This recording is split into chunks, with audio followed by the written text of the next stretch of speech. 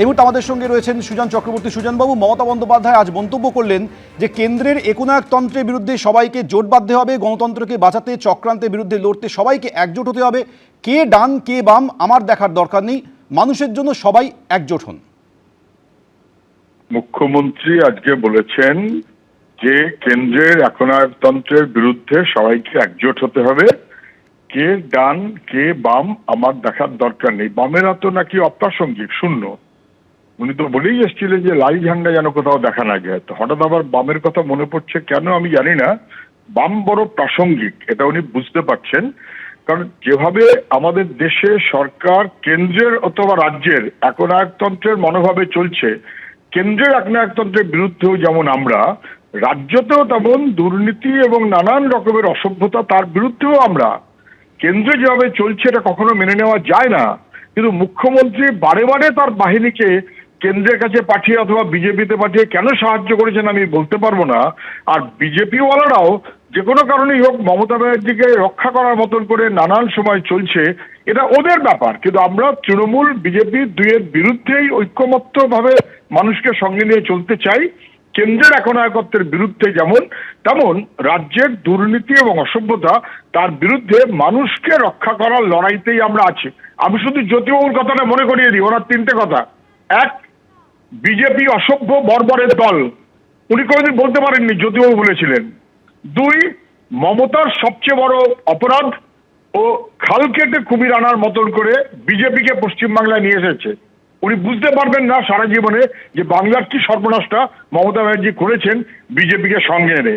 আর তিন, বলেছিলেন ইতিহাস মানুষই রচনা করে, মানুষ ইতিহাস রচনা করবে বিজেপি, তৃণমূল এবং এই কেন্দ্র রাজ্য অসভ্যতা এবং একনায়কতন্ত্র তার বিরুদ্ধে মানুষকে ঐক্যবদ্ধ করে।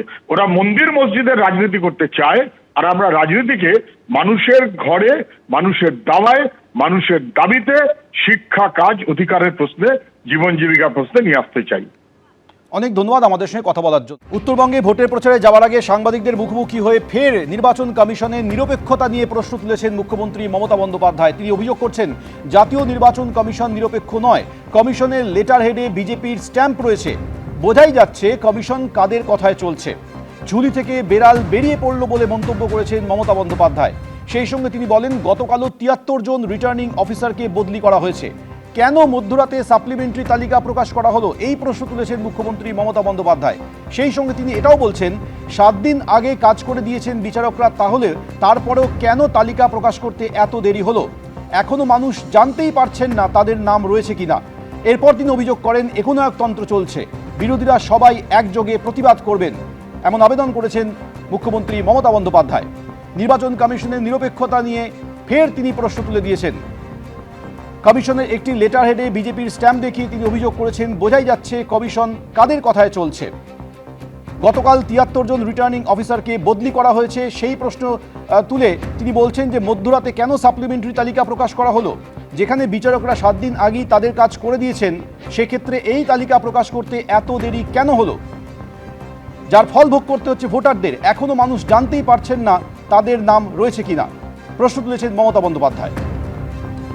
এবিপি আনন্দ, এগিয়ে থাকে, এগিয়ে রাখে।